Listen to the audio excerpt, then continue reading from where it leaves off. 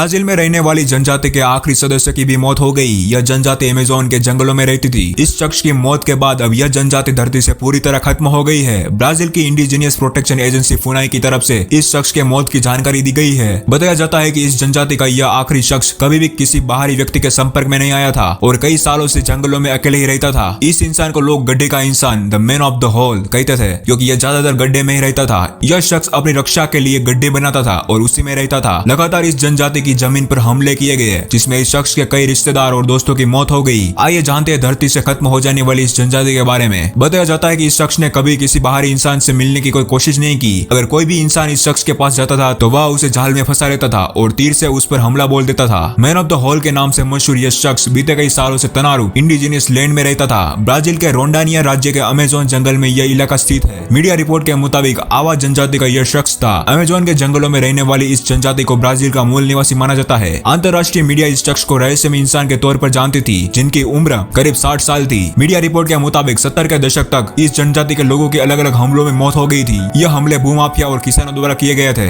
Report के मुताबिक यह अपनी जनजाति का आखिरी इंसान था। इस शख्स की मौत के बाद अब यह जनजाति धरती से खत्म हो गई है। सरकार की एक टीम ने साल 2018 में इस शख्स के ऊपर एक फिल्म बनाई थी। इस शख्स की लाश झोपड़ी के अंदर पाई गई थी। अभी तक जांच में पता चला है कि इस शख्स की किसी से कोई लड़ाई नहीं हुई थी। अधिकारियों ने भी किसी भी तरह की हिंसा नहीं होने की बात कही है। उनका कहना है कि इस शख्स की मौत प्राकृतिक है।